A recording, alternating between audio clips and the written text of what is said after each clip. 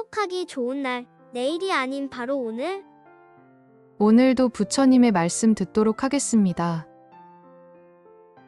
우리의 일상적인 생활은 일과 놀이거나 일과 휴식입니다. 주로 생산적인 일을 할 때, 즉 돈이 벌리는 일을 할 때 일이라고 하고, 육체적인 고단함을 쉬는 것을 휴식이라고 합니다. 그리고 정신적인 스트레스를 풀면서 보내는 것을 놀이라고 합니다. 놀이는 대부분 돈을 쓰면서 합니다. 돈을 벌기 위해 열심히 일을 하면 육체적으로 피곤해지고 정신적으로 스트레스를 받습니다. 그래서 육체적으로 쉬어야 하고 정신적으로 놀아야 해요. 그런데 일한다고 휴식을 못하면 육체적으로 고단해지고 충분히 놀지 못하면 스트레스가 쌓입니다. 디스코장에 가면 무대 위에는 무희가 나와서 춤을 추고 무대 밑에는 놀러 온 사람들이 춤을 춥니다. 무대 위에 있는 사람들은 돈을 받고 춤을 추고 무대 밑에 있는 사람들은 돈을 내고 춤을 춥니다. 음악이 울려 퍼지면 춤추는 건 똑같아요. 그런데 무대 위에 사람들은 일하고 있다고 하고 무대 밑에 사람들은 놀고 있다고 합니다. 똑같이 춤을 추는데 왜 한 사람은 논다고 하고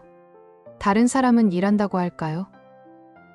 차이는 돈을 받느냐 돈을 쓰느냐입니다. 한 사람은 돈을 벌기 때문에 일이라고 명명하고 한 사람은 돈을 쓰기 때문에 놀이라고 명명합니다. 예를 들어 무대 위에는 1시간 춤추고 돈을 받기로 하고 무대 밑에는 1시간 춤추고 돈을 내기로 했다고 합시다. 주인이 30분간 무료로 춤을 더 추라고 하면 무대 밑에 있는 사람은 환호성을 지르고 무대 위에 있는 사람은 추가 수당을 안 준다고 불만을 가집니다. 똑같은 행위를 하는데 무엇을 기준으로 일과 놀이로 나뉘는가 하는 문제입니다. 돈을 받고 하면 일이 되고 돈을 주고 하면 놀이가 되는 것입니다. 이렇게 돈을 주고받음이 없는 것이 자원봉사입니다. 돈을 받아야 하는데 못 받으면 강제노동이라고 합니다. 어떤 문제가 있기에 이렇게 차이가 날까요? 예를 들어 두 사람이 밭에서 일하고 있다고 합시다. 둘 중에 한 사람은 노동자이고 한 사람은 밭주인입니다. 누가 노동자이고 주인인지는 일이 끝나면 알 수 있습니다. 일이 끝나고 돈을 주는 사람이 주인이고 돈을 받는 사람이 노동자입니다. 우리는 뭐든지 얻는 걸 좋아하는데 그것은 주인의 길이 아니라 종의 길이에요. 역사적으로 살펴보면 어떨까요? 고대 노예제 사회에서는 주인과 노예가 있었고 노예에게는 아무런 권한이 없었습니다. 일을 해도 대가를 못 받고 마치 가축처럼 먹여주고 재워주기만 했습니다. 사람이 가축을 부릴 때는 가축을 먹여주고 재워만 주지 돈을 주지 않습니다. 실컷 부려먹고 팔아버리거나 잡아먹어버리죠. 지금 시점에서 보면 아무런 노동의 대가를 못 받는 강제 노역을 했다고 볼 수 있습니다. 여기서 더 처우가 개선된 게 중세시대의 농노예요. 농노는 노예처럼 사고 팔 수는 없었습니다. 토지에 묶여서 땅을 경작해주고 돈을 받았습니다. 땅 주인을 위해 3,000평을 경작해주는 대신 1,000평은 내가 먹는다든지 했습니다. 그러나 땅 주인이 농노를 사고 팔 수는 없었습니다. 여기서 더 나아가 현대 자본주의 사회에서는 돈을 받고 일하는 노동자가 생겨났습니다. 돈에 묶여있는 사람이 바로 노동자입니다. 노비는 신분에 묶여있고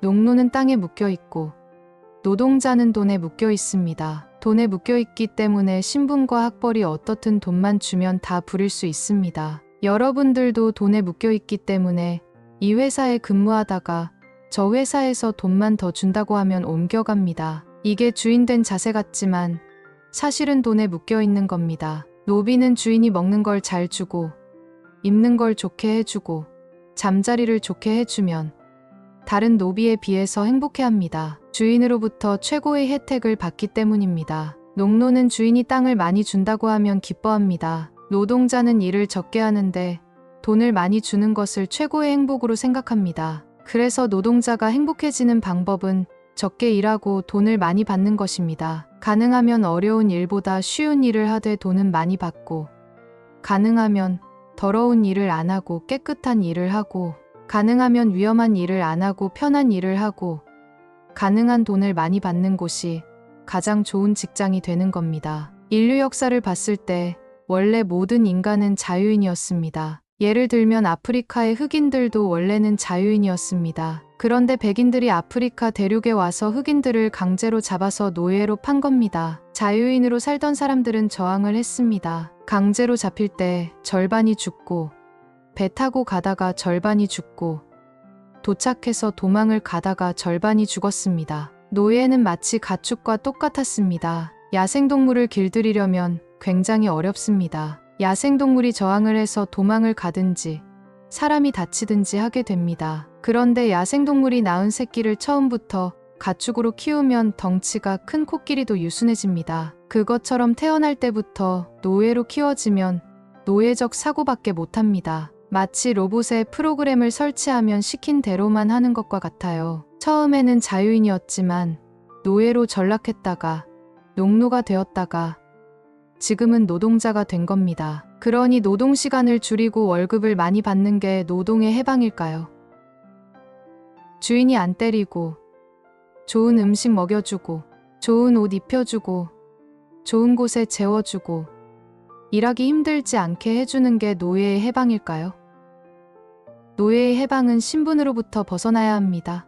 농노의 해방은 토지에서 벗어나야 합니다. 노동의 해방은 돈의 굴레에서 벗어나야 합니다. 일을 적게 하고 돈을 많이 받는 게 노동의 해방이 아닙니다. 주인은 노동시간에 구애를 받지 않습니다. 주인은 모든 일이 자기 일이니까 가게가 크든 작든 몇 시간 일해야 한다고 정해놓고 일하지 않습니다. 노동시간을 줄이거나 초과 근무를 할 때 수당을 받도록 하는 것은 처우를 개선하는 것이지 노동의 해방은 아니에요. 진정한 노동의 해방은 노동을 놀이화하는 것입니다. 노동이 놀이가 되려면 그 일이 자기 일이 되어야 합니다. 춤을 추고 노는 사람들은 춤을 추는 것이 자기 일이에요. 노는 사람들은 노래를 하기 위해 돈을 냅니다. 그러나 노동하는 사람들은 노래를 하고 나서 돈을 받습니다. 일을 하고 나서 돈을 안 받는다는 측면에서는 강제노역과 자원봉사가 똑같습니다. 그러나 강제노역은 대가를 받고 싶은데 안 주는 것이고 자원봉사는 자기 스스로 대가를 안 받는 겁니다. 그래서 저는 문명의 다음 단계로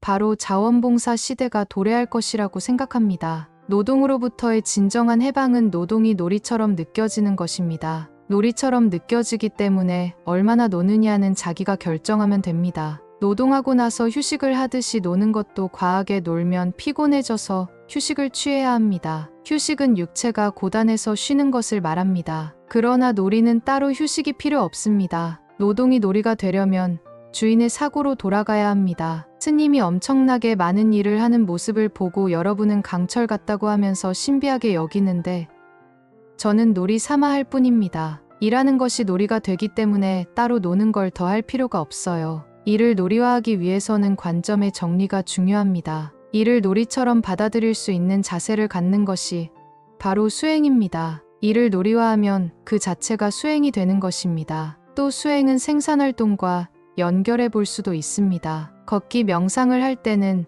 자기 동작과 발바닥에 닿는 감각을 알아차려야 합니다. 그것처럼 고추밭에서 고추를 따려면 손끝에 집중해서 고추가 잡히는 감각을 알아차리는 겁니다. 이렇게 수행이 생산활동과 결합하면 생산활동은 일이 아니라 놀이가 되고 휴식이 됩니다. 이것이 바로 미래의 새로운 문명이라고 할 수 있고 모든 속박으로부터의 해방이라고 할 수 있습니다. 자원봉사는 사랑과 같은 겁니다. 두 남녀가 같이 지내면서 서로 주고받는 거래가 없을 때 사랑이라고 하듯이 필요한 일을 하되 거래가 없으면 자원봉사가 되는 겁니다. 거래가 있는 것은 매매춘이라고 합니다. 수행은 일을 놀이화하는 것입니다. 일을 놀이화할 때 우리는 노동으로부터 진정으로 해방이 될 수 있습니다. 우리는 돈을 벌기 위해 엄청난 에너지를 쓰고 나서 돈을 버느라 받은 스트레스를 해소하기 위해 또 많은 돈을 씁니다. 많이 벌어서 많이 쓰면 잘 사는 것이라고 생각하기 때문입니다. 여러분은 1,000만 원을 벌어서 1,000만 원을 쓰는 것을 잘 사는 것이라고 생각합니다. 그런데 10원도 안 받고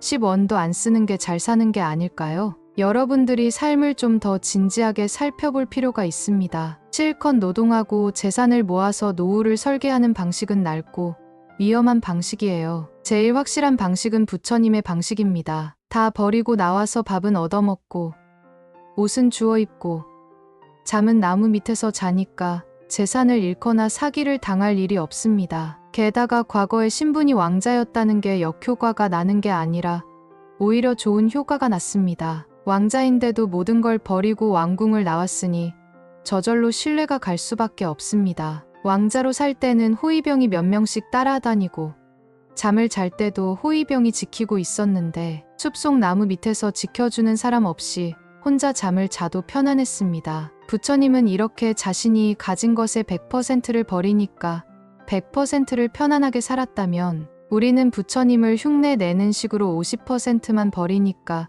50%만 편안하게 살 수 있는 겁니다. 우리의 삶이 수행이 되도록 하고 일이 놀이가 되도록 할 때 평상시의 마음이 곧 도이다 하고 말할 수 있습니다. 도가 따로 있는 게 아니라 이런 길을 가는 게 도라고 할 수 있습니다. 그렇게 되기 위해서 아침에 일어나서 기도를 하고 봉사도 하는 거예요. 그런 방향으로 나아가기 위한 방법 중 하나가 수행, 보시, 봉사입니다. 여러분도 너무 망설이거나 두려워하지 말고 좀 더 적극적으로 살아보면 좋겠습니다.